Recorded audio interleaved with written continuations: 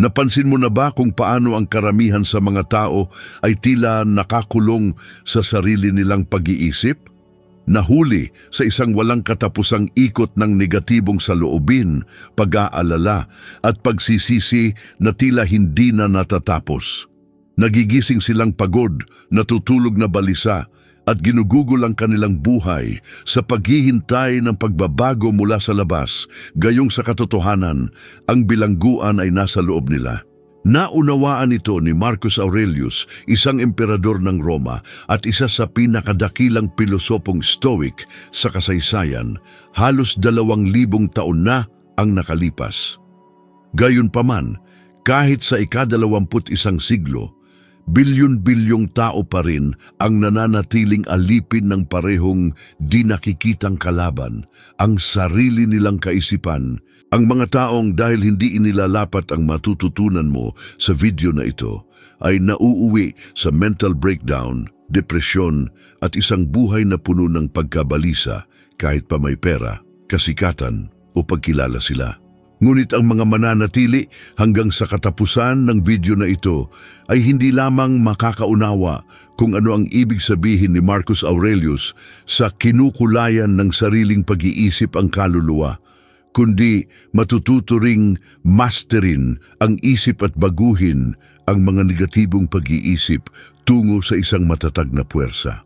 Marahil ito ang aral na kailangan mo upang baguhin ang lahat. Naniniwala si Marcus Aurelius na ang tunay na naglalarawan sa kalidad ng buhay ng isang tao ay hindi ang nangyayari sa kanila, kundi kung paano nila binibigyang kahulugan ang nangyayari. Nang sabihin niya, ang buhay ng tao ay hinuhubog ng kanyang mga iniisip, hindi siya pilosopong nagbibigay lamang ng pahayag. Inilalarawan niya ang isang bagay na praktikal, isang bagay na siya mismo ay isinabuhay araw-araw habang humaharap sa mga digmaan, sakit at pagtataksil sa loob ng imperyo. Naunawaan niya na ang isip ng tao ay isang tahimik na larangan ng digmaan, kung saan ang bawat pag-iisip ay isang pana na maaring makasugat o makaprotekta sa iyo. Ngayon, ang karamihan sa mga tao ay nabubuhay sa parehong panloob na salungatan, ngunit hindi nila namamalayan. Ang negatibong pag-iisip ay parang isang di nakikitang tanikala na pumipigil sa isang tao sa parehong lugar, kahit na ang lahat sa paligid ay tila paborable. Ilang beses na ba na may nakamit ang isang tao, ngunit hindi nagtagal ay nakaramdam ng kawalan? Ilang beses mo nang nahuli ang iyong sarili na inuulit ang isang lumang pag-uusap, inilalarawan kung ano sana ang nasabi mo at lumulubog sa pagkakasala sa isang bagay na nangyari na? Ito ang mapanirang kapangyarihan ng mga pag-iisip kapag hindi sila inoobserbahan. Naunawaan ni Marcus Aurelius na ang mga negatibong pag-iisip ay hindi lamang lumilitaw sa wala. Nagmumula sila sa kung paano natin binibigyang kahulugan ang mundo. Nang isulat niya, may kapangyarihan ka sa iyong isip, hindi sa mga panlabas na pangyayari. Kapag naunawaan mo ito, matutuklasan mo ang iyong lakas. Nag-aalok siya ng isang susi. Dahil ang pagdurusa sa karamihan ng oras ay hindi nagmumula sa realidad mismo, kundi sa pagtutol dito. Isipin ang isang taong nawalan ng trabaho. Para sa marami, ito ay isang trahedya, isang tanda ng kabiguan. Ang isip ay nagsisimulang gumawa ng mga kwento. Hindi na ako magtatagumpay muli. Hindi ako sapat. Walang sino man ang gugustuhin sa akin. Ang mga salaysay na ito ay nagiging malakas hanggang sa maging emosyonal na katotohanan. Ngunit ang isang Stoic ay tumitingin sa parehong katotohanan at nakikita ang isang pagkakataon upang muling likhain ang sarili. Nauunawaan nila na ang kontrol ay nasa mga pagkilos na maaari nilang gawin ngayon, hindi sa kung ano ang nawala sa kanila. Kinukumpirma ng modernong agham ang sinaunang pag-iisip na ito. Ipinapakita ng pananaliksik na ang karamihan sa mga tao ay gumugugol ng malaking bahagi ng kanilang araw sa pagmumuni-muni sa mga negatibong pag-iisip at ito ay nagbabago sa istruktura ng utak, nagpapatibay sa mga pattern ng takot, pagkabalisa at pagpuna sa sarili. Ito ay parang ang isip ay isang hardin at bawat pag-iisip ay isang buto. Ang mga nagdidilig lamang ng masasamang buto ay tiyak na mag-aani ng mga tinik. At ang pinakatrahedyang bahagi ay maraming tao ang naniniwala na wala silang pagpipilian, samantalang sa katunayan mayroon sila. Nilinang ni Marcus Aurelius ang kanyang isip tulad ng pag-aalaga sa isang sagradong bukirin. Isinagawa niya ang tinatawag nating ngayon na mindfulness. Kapag napansin niya ang isang mapanirang pag-iisip, inobserbahan niya ito at hinayaan. Iyon ang sikreto, ang mag-obserba ng hindi nagre-react. Kapag kinilala mo ang iyong sarili sa pag-iisip, nagiging ikaw ito. Ngunit kapag inobserbahan mo lamang ito, naglalaho ito. At ito ay isang bagay na maaaring ilapat ng sino man ngayon. Sa susunod na lumitaw ang isang negatibong pag-iisip tulad ng hindi ako kailanman magtatagumpay o hindi ako gusto ng mga tao, subukang huwag itong labanan. Pansinin mo lang, sabihin sa iyong sarili, ito ay isang pag-iisip lamang, hindi isang katotohanan.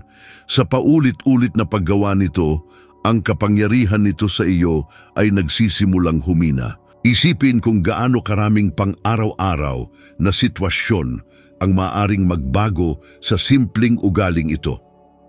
Sa trapiko, kapag may sumingit at lumitaw ang galit, maaari kang pumili na mag-react ng galit o huminga lang at magpatuloy.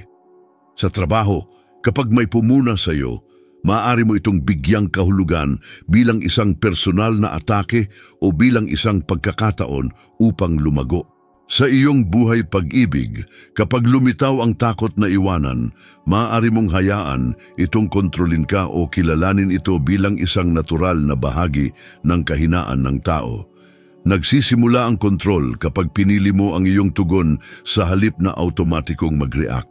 Maraming halimbawa mula sa modernong buhay ang nagpapakita kung ano ang nangyayari kapag ang isip ay pinabayaan.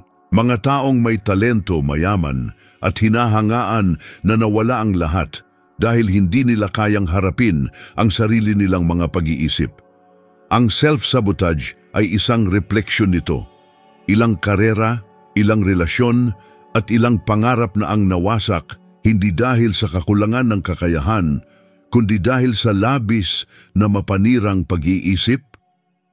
Ang takot, pag-aalinlangan at galit ay parang tahimik na mga magnanakaw na sumalakay, ninakaw ang panloob na kapayapaan. Ngunit ang kabaligtaran ay totoo rin. Kapag napatahimik ang isip, ito ang nagiging pinakadakilang kakampi ng isang tao. Si Marcus Aurelius ay isang emperador, ngunit isang taong napapalibutan din ng kaguluhan. Gayunpaman, nagawa niyang matulog ng mapayapa. Hindi niya kailangan ang panlabas na katahimikan upang makahanap ng kapayapaan dahil ang katahimikan ay umiiral na sa loob niya. Ito ang tunay na kapangyarihan. Mayroong isang simpleng metapora na nagpapaliwanag nito. Isipin ang dagat sa isang maalon na araw. Ang mga alon ay marahas, ang hangin ay malakas, at ang lahat ay tila wala sa kontrol.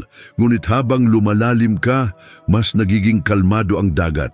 Ang mga pag-iisip ay ang mga alon, ang kamalayan ay ang ilalim ng karagatan. Kapag natuto kang sumisid sa loob ng iyong sarili, ang ingay sa ibabaw ay nawawalan ng kapangyarihan.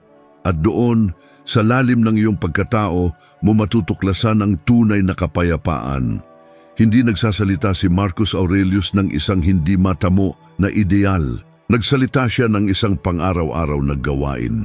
Araw-araw, bawat sandali, mayroon kang pagkakataong pumili ng uri ng pag-iisip na iyong didiligan. At ang pagpipiliang iyon na naipon sa paglipas ng panahon ay humuhubog sa iyong kapalaran. Gaya ng sinabi niya mismo, kinukulayan ng sariling pag-iisip ang kaluluwa. Sa makatuwid, Ang paglinang ng isang payapang isip ay hindi lamang isang kilos ng karunungan. Ito ay isang kilos ng pagpapatuloy sa buhay. Dahil maaaring magulo ang mundo, ngunit sa loob mo ay maaaring maging isang imperyo ng kapayapaan kung magpasya kang mamuno ng may kamalayan. Nabuhay si Marcus Aurelius sa isang panahon kung kailan ang imperyo ng Roma ay patuloy na napapalibutan ng mga digmaan, sabwatan at sakit. Gayunpaman, napanatili niya ang isang kapayapaan na halos imposibleng isipin para sa isang nagdadala ng bigat ng pamumuno sa isa sa pinakadakilang imperyo sa kasaysayan.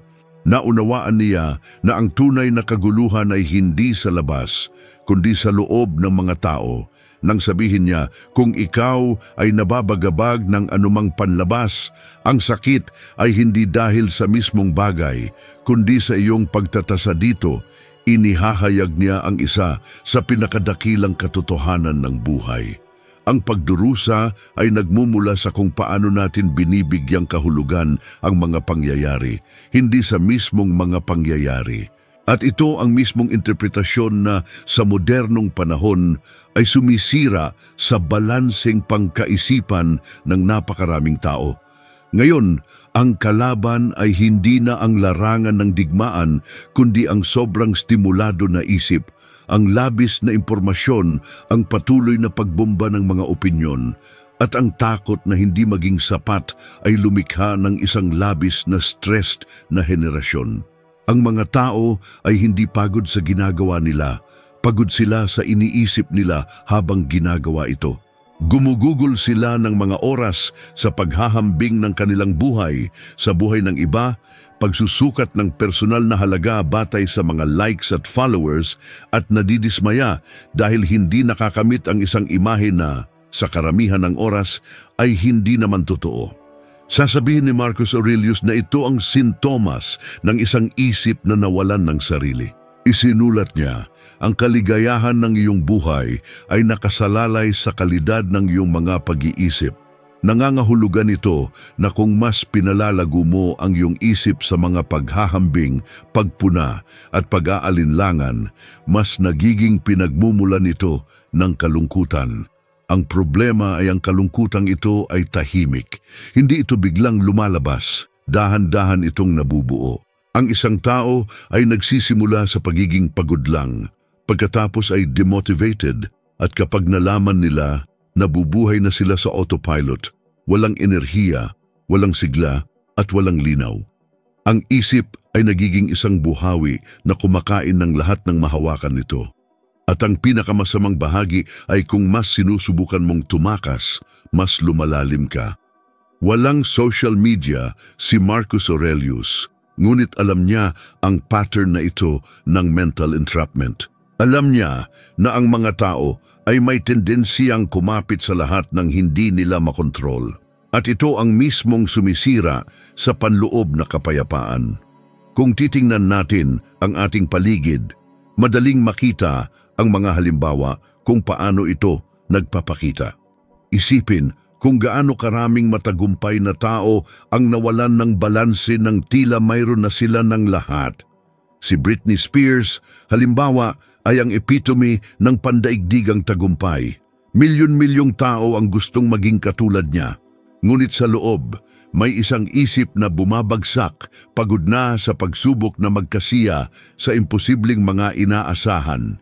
Ang sasabihin ni Marcus Aurelius sa kanya ay ang parehong bagay na sinabi niya sa kanyang sarili. Huwag nang sayangin ang oras sa pagtatalo kung ano ang dapat na maging isang mabuting tao. Maging isa ka. Sa madaling salita, huwag mabuhay batay sa pag-apruba ng iba. Mabuhay batay sa kung ano ang makokontrol mo, ang iyong mga kilos, ang iyong mga pag-iisip at ang iyong mga saloobin. Ang problema ay ang modernong isip ay sinanay na maghanap ng mga distraksyon. Hindi matiis ng mga tao ang katahimikan dahil doon lumilitaw ang pinaka-nakakagambalang pag-iisip. Sa makatwid, hinahangad nilang punan ang bawat segundo ng mga pampasigla, musika, video, abiso, pag-uusap. Ngunit ang patuloy na pagtakas na ito ang pumipigil sa tunay na panloob na mastery. Ang isip, kapag hindi nagpapahinga, ay nagiging isang mayamang lupa para sa pagkabalisa. Nakita ni Marcus Aurelius ang katahimikan bilang isang bagay na sagrado. Nagsulat siya sa kanyang sarili araw-araw bilang isang paraan upang magmuni-muni, mag-organisa ng kanyang mga ideya at panatilihing magkakasundo ang kanyang isip. Naunawaan niya na kung hindi mo pamamahalaan ang iyong mga pag-iisip, sila ang mamamahala sa iyo. Dito, pumapasok ang kahalagahan ng pagkilala sa mental na virus na kumalat sa modernong lipunan. Ang ugali ng pagkilala sa lahat ng iniisip ng isang tao. Kapag naniniwala ka na ikaw ang iyong mga pag-iisip, ang lahat ng lumalabas sa iyong isip ay nagkakaroon ng napakalaking kapangyarihan sa iyo.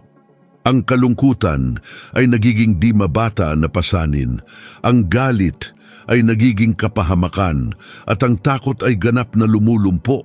Ang sikreto ay ang pag-unawa na ang mga iniisip ay parang ulap na dumadaan sa langit. Dumarating at umaalis ang mga ito at hindi mo kailangang sundin. Sabi ni Marcus Aurelius, hindi tayo dapat madala ng mga panandaliang emosyon dahil binabaluktot ng mga ito ang realidad. Lumilitaw ang balanse kapag natuto kang magmasid nang hindi nagre-react. Isipin na lang, may nakatanggap ng hindi patas na kritisismo sa trabaho. Ang unang reaksyon ng isip ay ipagtanggol ang sarili, magalit, at lumikha ng mga sitwasyon ng paghihiganti. Ngunit kapag naunawaan ng tao ang turo ng stoicismo, titigil siya at iisipin, nasa kontrol ko ba ito? Mababago ko ba ang opinyon ng taong ito sa ngayon? Maaari ba akong pumili na mag-react ng iba? Binabago ng pagmumuni-muni na ito ang lahat dahil inaalis nito ang kapangyarihan ng emosyon at ibinabalik ang kontrol sa katuwiran. Ito ang pagkakaiba sa pagitan ng isang taong nabubuhay bilang alipin ng sariling pag-iisip at ng isang taong natutong utusan ng mga ito. Maraming tao ang naniniwala na kailangan nilang alisin ang mga negatibong pag-iisip upang makahanap ng kapayapaan. Ngunit ang itinuro ni Marcus Aurelius ay ang kabaligtaran. Naniniwala siyang dapat sanayin ang isip na mamuhay kasama ng mga ito nang hindi dinodomina. Kung paanong hindi natatakot ang mandirigma sa labanan, hindi rin natatakot ang marunong na tao sa pagkabagabag ng isip. Sa bawat pagkakataong inoobserbahan mo ang isang pag-iisip ng hindi kinikilala ang sarili mo rito, pinapalakas mo ang iyong isip. Ito ay parang pagbubuhat ng bigat sa gym. Bawat negatibong pag-iisip ay isang oportunidad para sa pagsasanay. At ang pagsasanay na ito ay mas mahalaga ngayon kaysa kailanman. Tinutulak tayo ng modernong mundo sa labis-labis na pagkonsumo, paggastos at ingay. Ngunit ang Stoic ay lumalakad sa kabilang direksyon. Hinahanap nila ang pagiging simple, pagtutok at panloob na katahimikan. Nauunawaan nila na ang isip ng tao ay parang isang baso ng tubig. Kung yayanigin mo ito, lumalabo ang tubig. Ngunit kung hahayaan mo itong magpahinga, lulubog ang lahat at lilitaw ang kalinawan. Ito ang kalagayang hinanap at itinuro ni Marcus Aurelius. Sa makatuwid, kung umalingaw-ngaw sa iyo ang nilalaman hanggang ngayon, mahalagang suportahan ng ganitong uri ng pagmumuni-muni. Kapag nag-subscribe ka at nag-click ng like, tumutulong ka na ipalaganap ang mga ideyang nagpapalaya sa mga tao mula sa pasanin ng kanilang sariling isip. Ang bawat bagong tao na nakakakuha ng kaalaman na ito ay nangangahulugang isa na namang tao ang hindi naliligaw sa kaguluhan ng hindi kontroladong pag-iisip. At ang simpleng kilos na ito ay nagpapanatili sa pilosopiyang nagpabago sa mga emperador, mandirigma at pantas sa loob ng maraming siglo. Ang pagkontrol sa isip ay hindi nangangahulugang patahimikin ito, kundi matutong idirekta ang puwersa nito. Alam ni Marcus Aurelius na ang tunay na panloob na pagkontrol ay nagsisimula kapag nauunawaan ng isang individual na hindi niya mapipigilan ang paglitaw ng ilang pag-iisip, ngunit makapagpasya siya kung ano ang gagawin sa mga ito. Sumusulat siya araw-araw bilang paraan upang manatiling malinaw ang isip sa gitna ng mga panggigipit ng kapangyarihan, mga sakit ng buhay at mga tukso ng ego. Ang kanyang mga tala ay hindi para sa sinuman kundi para sa kanyang sarili. Ito ang kanyang pang-araw-araw na ehersisyo sa pagkontrol sa sarili. Ang simpleng gawaing ito ang tinatawag ng marami ngayon na malay na panloob na dialogo. Isang sandali kung saan inoobserbahan mo ang iyong sarili ng walang maskara, walang paghuhusga, tanging may tapat na pagnanais na maunawaan kung ano ang nangyayari sa loob mo. Nang sabihin ni Marcus Aurelius, may kapangyarihan ka sa iyong isip, hindi sa mga panlabas na pangyayari. Maunawaan mo ito at makakahanap ka ng lakas. Nagtuturo siya ng isang pamamaraan na mas mahalaga kaysa anumang teorya. Alam niya na ang isip ay parang ilog. Hindi mo mapipigilan ang pagdaloy ng tubig, ngunit maaari mong ipasya kung saan ito pupunta. Ang sikreto ay hindi labanan ang mga pag-iisip, kundi ilihis ang mga ito. Ito ay isang sining na iilan lang ang nakakabisado dahil naniniwala ang karamihan na ang pagkontrol sa isip ay katulad ng pagpigil sa mga emosyon. Ngunit ang pagpigil ay ang pagtulak sa kung ano ang kailangang maunawaan sa kaibuturan. Ang tunay na kontrol ay ang pagharap sa iyong nararamdaman at ang pagbabago nito sa pagkatuto. Isipin ito. May nagsabi ng isang bagay na lubos na nakakasakit sa iyo. Ang unang natural na reaksyon ay tumugon ng may galit, ipagtanggol ang sarili, o lumayo. Ngunit ginagawa ng Stoic ang kabaligtaran. Inoobserbahan nila ang paglitaw ng galit at iniisip. Ito ay isang emosyon, hindi isang utos.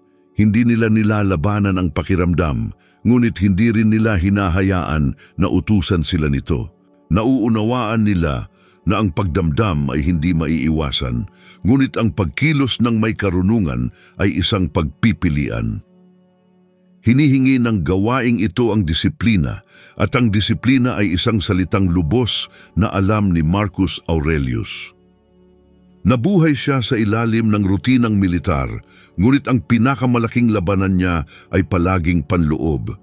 Alam niyang hindi kayang sirain ng kaguluhan ng mundo ang isang taong mahusay na namumuno sa sariling isip. Ngayon, tinatawag ng mga psychologist ang ehersisyong ito ng pagdama sa sarili bilang isang therapeutic tool. Ipinapakita ng pananaliksik na ang mga taong regular na sumusulat tungkol sa kanilang nararamdaman ay maaaring makabuluhang bawasan ang antas ng stress at pagkabalisa. At hindi ito nagkataon lamang. Kapag sumusulat ka, kinukuha mo ang bigat ng mga hindi nakikitang ideya at binabago ang mga ito sa isang konkretong bagay.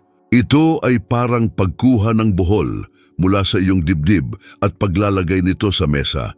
Ginawa ito ni Marcus Aurelius upang ipaalala sa kanyang sarili na bawat pag-iisip, gaano man kagulo, ay maaaring ayusin, tanungin at i-reconfigure. Itinuring niya ang isip bilang isang lugar ng pagsasanay. Sa bawat araw, kinilala niya ang mga kahinaan at pinalakas ang mga birtud.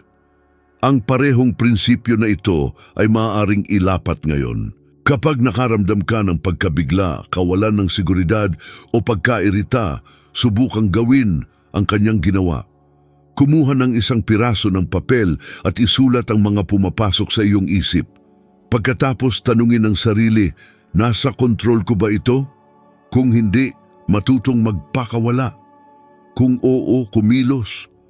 Ang simpleng paghihiwalay na ito sa pagitan ng nakasalalay sa iyo at sa hindi ay ganap na nagbabago sa paraan ng iyong pag-react sa buhay. Pinipigilan nito ang maliliit na problema na maging panloob na mga kalamidad. Si Keanu Reeves ay isang kontemporaryong halimbawa ng isang taong tila lubos na nauunawaan ang pilosopiyang ito. Sa kabila ng pagdanas ng mapanirang pagkalugi at personal na trahedya, nanatili siyang mahinahon sa buhay.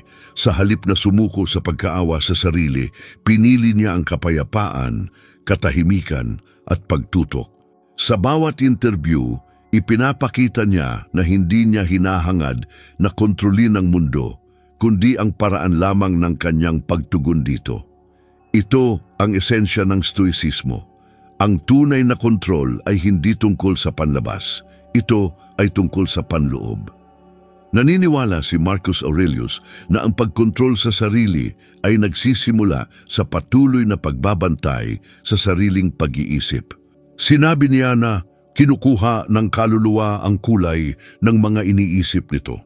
Sa makatuwid, ang paulit-ulit mong iniisip ay nagiging pundasyon ng iyong pagkakakilanlan. Kung masasanay kang isipin na mahirap ang buhay, magiging mahirap ito. Kung naniniwala kang hindi patas ang mundo, magsisimula kang makakita ng kawalang katarungan sa lahat ng dako. Ngunit kapag nagpasya kang linangin ang mga pag-iisip ng pasasalamat, tapang at kapayapaan, sinisimulan mong hubugin ang isang isip na hindi madaling mayanig. Ito ay isang pagbabagong hindi nangyayari sa magdamag. Ito ay isang proseso ng pang-araw-araw na pagmamasid kung saan ang bawat sandali ng pagkairita, takot o kawalan ng pasensya ay nagiging ehersisyo sa pagsasanay. Kapag may nakasakit sa iyo, kapag may nagkamali, kapag sinubukan ka ng buhay, ito ang mga sandali kung kailan inilalagay ng Stoic sa praktika ang lahat ng kanilang natutunan. Hindi nila hinahanap ang pagiging perpekto, hinahanap nila ang pag-unlad. Nauunawaan nila na bawat negatibong pag-iisip ay isang oportunidad upang palakasin ang pagkontrol sa sarili. Ipinapaalala rin ni Marcus Aurelius na ang karunungan ay hindi nakasalalay sa pag-react ng may kalamigan, kundi sa pagkilos ng may kamalayan. Hindi niya nais na lumikha ng mga taong manhid, kundi mga taong nagkontrol sa kanilang sariling emosyon upang hindi madumina ng mga ito. Ang pagkakaibang ito ay banayad, ngunit mahalaga. Ang pagpipigil sa sarili ay hindi ang kawalan ng pakiramdam. Ito ay ang presensya ng katuwiran. Ito ang kakayahang tumingin sa nangyayari at sabihin, hindi ito magpapatumba sa aking balanse. Isipin ang isang karaniwang sitwasyon. Nasa trapiko ka, may bumusina o sumingit at ang bugso ay sumigaw, bumusina o magmura. Ngunit sa sandaling iyon, kung ilalapat mo ang pilosopiya ng stoicismo, mapagtanto mo na ang emosyonal na reaksyon ay hindi nagbabago sa katotohanan. Pinapagod ka lang nito. Lalalim ka ng isang paghinga at pipiliing magpatuloy ng payapa. Ang pagpiling ito na inuulit araw-araw ang humuhubog sa di mayanig na isip na inilarawan ni Marcus Aurelius. Sa bawat araw na nagsasanay ka ng kontrol sa isip, lumalayo ka sa emosyonal na pagkaalipin at lumalapit sa panloob na kalayaan. Dahil ang tunay na kalayaan ay hindi ang paggawa ng kahit anong gusto mo. Ito ay ang hindi pagpapaanod sa mga impulsong naglalayo sa iyo mula sa iyong tunay na sarili. Si Marcus Aurelius, sa kabila ng pagiging pinakamakapangyarihang tao sa kanyang panahon, ay mas naunawaan ito kaysa sinuman. Alam niya na ang pinakamalaking imperyo na kayang pamunuan ng sinuman ay ang kanyang sariling isip. Ginugol ni Marcus Aurelius ang mga huling taon ng kanyang buhay na napapalibutan ng sakit, kalungkutan at kahinaan ng kanyang katawan. Naharap siya sa mga sakit, nawalan ng mga mahal sa buhay at nakita ang imperyong pinamunuan niya na bumulusok sa patuloy na krisis. Gayunpaman, patuloy siyang sumulat tungkol sa kapayapaan, pasasalamat at layunin.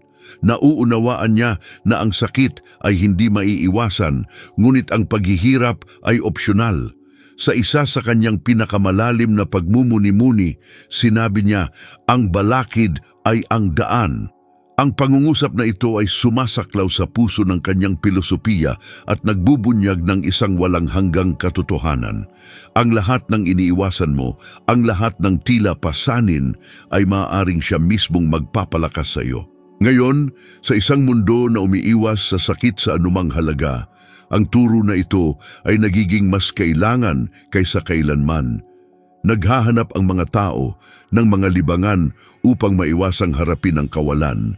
Naghahanap sila ng agarang kaginhawaan at naniniwala sila na ang kaligayahan ay nakasalalay sa pag-aalis ng mga hamon.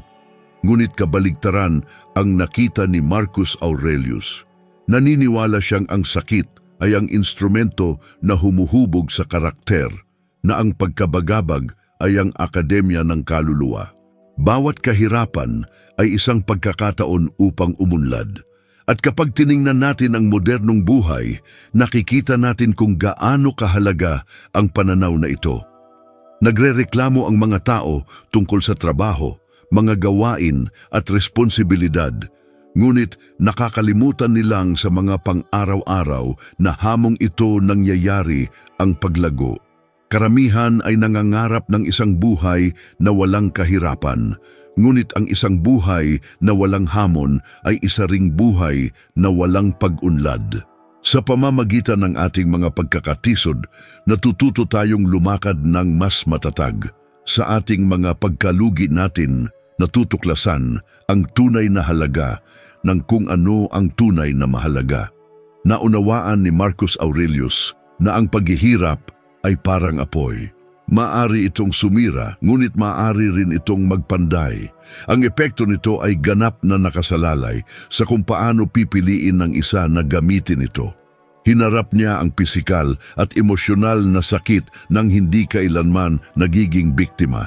Habang maraming nasa kapangyarihan ang nalunod sa karangyaan, inilaan niya ang sarili sa pagsusulat tungkol sa kapakumbabaan. Habang bumagsak ang imperyo sa gitna ng mga digmaan at salot, pinagbulay-bulay niya ang napakahalagang pagpapanatili ng payapang isip at matuwid na puso. Ito ang nagpapakita na ang tunay na kadakilaan ay hindi matatagpuan sa pag-iwas sa pagdurusa, kundi sa pagharap dito ng may buong tapang at malalim na karunungan. Naniniwala siya na walang nangyayari na sadyang mabuti o masama. Sa halip, ang ating interpretasyon ang nagbibigay kahulugan sa mga kaganapan. Sa pagkaunawa, sa saligang katotohanan ito, ang sakit ay hindi nakalaban. Sa halip ay nagiging isang makapangyarihang guro. Kinukumpirma na ngayon ng modernong agham sa nerbiyos ang naramdaman niya daan-daang taon na ang nakalipas. Malinaw na ipinapakita ng mga pag-aaral na ang utak ng tao ay umaangkop sa mapanghamong karanasan at lumalakas kapag humaharap tayo sa pagsubok ng may kamalayan at malinaw na layunin. Ang dating tila hindi makayanan ay unti-unting nagiging katanggap-tanggap sa paglipas ng panahon at sa huli ay nagiging ganap na natural. Ganito nga nililinang ang katatagan. Ganito hinuhubog ang isang isip na hindi matitinag. Aktibong isinabuhay ni Marcus Aurelius ang prinsipyong ito. Sistematiko niyang ginawa ang bawat kahirapan bilang isang pagsasanay para sa isip. Kapag may nakakainis sa kanya, ginamit niya ang mismong sandaling iyon upang subukin ang kanyang pasensya. Kapag may nagtaksil sa kanya, ginamit niya ang pangyayari bilang pagkakataon upang isagawa ang pagpapatawad. Kapag sinaktan siya ng buhay, masigasig niyang isinagawa ang pagtanggap. Sa isa sa kanyang pinakatanyag na kasabihan, isinulat niya, "Ang lahat ng nangyayari ay maaring matitiis o hindi. Kung ito ay matitiis, tiisin mo. Kung hindi, huwag ka nang magreklamo sapagkat imposibleng tiisin ang hindi kayang tiisin." Ang ganitong pag-iisip ang nagpanatili sa kanya na matatag sa gitna ng kaguluhan. Buong tindi siyang naniniwala na ang bawat pangyayari ay likas na bahagi ng isang mas malaking kaayusan, kahit na hindi natin ito maunawaan. Dahil dito, hindi siya kailanman nawalan ng pag-asa sa harap ng pagdurusa. Tiningnan niya ang sakit bilang mahahalagang piraso ng malawak na palaisipan ng buhay. Sa mundo ngayon, napakadaling makita kung gaano kalalim ang pagbabagong maidudulot ng pananaw na ito sa buhay. Ilang tao ang bumibitaw sa kanilang mga hangarin sa unang balakid pa lamang. Ilang tao ang sumusuko sa kalungkutan dahil hindi nangyari ang mga bagay tulad ng kanilang inaasahan. Ilang tao ang nawawalan ng tiwala sa sarili dahil sa isang pagkadismaya. Ang isyu ay hindi nasa balakid mismo, kundi sa relasyong binuo natin dito. Kapag tiningnan natin ang pagdurusa bilang isang uri ng parusa, tayo ay humihina. Kapag kinikilala natin ito bilang pagkakataon upang matuto, tayo ay lumalakas. Balikan ang isang taong nakaranas ng pagtataksil sa isang relasyon. Ang sakit ay walang duda na totoo. Ang pagkadismaya ay malalim. Subalit ang susunod na mangyayari ay lubos na nakasalalay sa kung paano pipiliin ng taong iyon na mag-react. Maaari silang lumayo, magtanim ng sama ng loob at maging mapait, o maaari nilang gamitin ang karanasang ito upang mas maunawaan kung ano ang tunay nilang hinahanap, kung ano ang tunay nilang nararapat, at kung anong personal na pagbabago ang kailangan nilang gawin. Ang parehong prinsipyo ay nalalapat sa isang taong nabigo sa isang negosyo, nawalan ng trabaho o nakaranas ng pagkawala ng mahal sa buhay. Ang sakit ay palaging magbibigay ng paanyaya sa pagbabago, ngunit nakalulungkot na kakaunti ang tumatanggap sa paanyayang ito. Gayunpaman, tinanggap ito ni Marcus Aurelius. Naunawaan niya na ang bawat hampas ng buhay ay isang napakahalagang pagkakataon upang isagawa ang kabutihan, upang maging mas matalino at mas matuwid. May mga kontemporaryong tao na malinaw na nagpapakita ng prinsipyong ito. Si Dwayne Johnson, ang aktor na kilalang The Rock, ay dumaan sa maraming pagtanggi na harap sa mga pagkabangkarote at nagtiis ng malalaking personal na pagkawala bago tuluyang makamit ang malawakang tagumpay. Siya mismo ang nagsabing ang kanyang pinakamahihirap na sandali ang nagturo sa kanya ng higit pa kaysa sa anumang tagumpay. Natuto siyang gamitin ang sakit bilang isang mabisang panggatong. Ito mismo ang ipinaglaban ni Marcus Aurelius. Ang sakit ay may kakayahang durugin ka, ngunit maaari rin itong magsilbing matinding puwersa na magtutulak sa iyo sa susunod na antas. Ang tunay na hamon ay nasa pagbabago ng pananaw. Sa halip na magtanong ng, bakit ito nangyayari sa akin? Itanong ang, para sa anong layunin ito nangyayari sa akin? Ang simpleng pagbabago ng pananaw na ito ang nagtatangi sa mga nananatiling biktima mula sa mga nagigising sa pagpipigil sa sarili. Kapag may nakapanakit sa iyo, huwag magtanong ng, bakit ako? Sa halip, itanong ang, ano ang sinusubukan ng sitwasyong ito na ituro sa akin? Ito nga ang landas ng Stoicism. Ito ang landas ng malalim na karunungan at may mas malalim pa sa aral na ito. Naniniwala si Marcus Aurelius na ang pagsubok ay hindi lamang nagpapalakas sa isip kundi nagpapadalisay din sa puso. Naunawaan niya na ang sakit ay nagsisilbing tagapagbunyag ng kung ano ang tunay na mahalaga.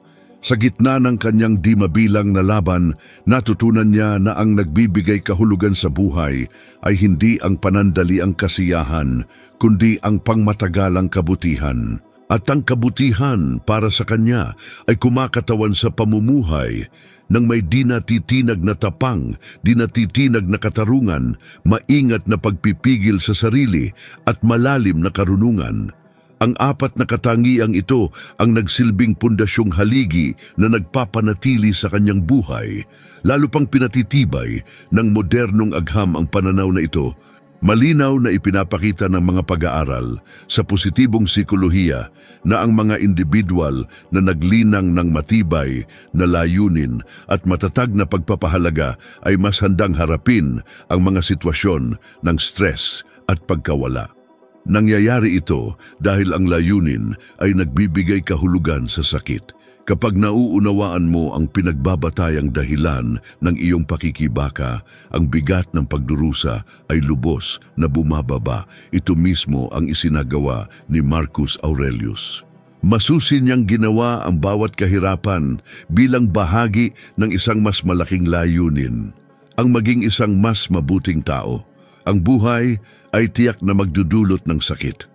Ito ay isang di mababagong katotohanan na walang sinumang tao ang makakaiwas.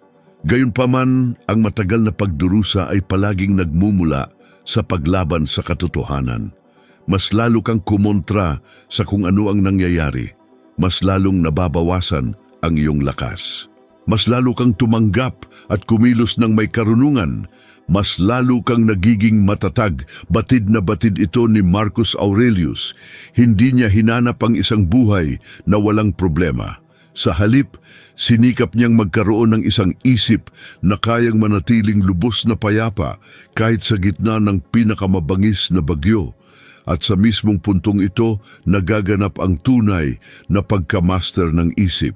Kapag sinimulan mong makita ang mga balakid bilang mga pagkakataon, ang mga pagkawala bilang napakahalagang aral, at ang sakit bilang iyong mga guro, ang iyong isip ay nagiging lubos na di magigiba. Hindi ka na basta biktima ng mga pangyayari, kundi ang soberanong may akda ng iyong sariling tugon. Si Marcus Aurelius ay lumabas bilang isang makapangyarihang simbolo ng tahimik na lakas na ito na bumubukal kapag nauunawaan ng kaluluwa na ang lahat ng nangyayari ay maaaring magsilbing panggatong para sa paglago. Natuklasan niya na sa likod ng sakit, palaging may nagmamadaling paanyaya sa pagbabago. Sa susunod na linggo, sa bawat pagkakataon na may makainis sa iyo, makapagbigay sa iyo ng pagkabigo o makapagpalungkot sa iyo, alalahanin ang kanyang malalim na salita. Ang balakid ang siyang daan. Gamitin ang kaisipang ito bilang isang di matatagos na panangga. Tingnan ang bawat hamon bilang isang mahalagang pagsubok. Pansinin kung paano binabago ng simpleng paglipat ng pananaw ang pasanin tungo sa kapangyarihan. At sa tamang panahon, mapagtatanto mo na ang iyong isip na dating pinangungunahan ng negatibong kaisipan ay magiging iyong pinakamakapangyarihang kakampi. Dahil kapag na-master mo ang paraan ng iyong pag-iisip, wala nang iba pa ang may kapangyarihang sirain ka. Sa bawat turo ni Marcus Aurelius, nauunawaan natin na ang buhay ay patuloy na nagbibigay ng tiyak na kailangan natin, kahit na hindi ito palaging ang nais natin. Patuloy ang mga kahirapan, walang duda, ngunit ngayon ay nagtatamo sila ng bagong kahulugan, isang bagong layunin. At kapag lubusan mong binago ang paraan ng iyong pagtingin sa pagdurusa, matutuklasan mo na walang sakit na kayang dominahin ka, dahil ang tunay na kapangyarihan ay likas na nasa loob mo. Kung ang nilalamang ito ay nakatulong sa iyo na makita ang buhay mula sa isang sariwang pananaw, mangyaring ibahagi ito sa isang espesyal na tao o sa sinumang tunay mong pinaniniwalaan na kailangang marinig ang mahalagang mensaheng ito. Maraming salamat sa pagsama sa akin sa paglalakbay na ito at sabik akong inaasahan na makita ka sa susunod na video.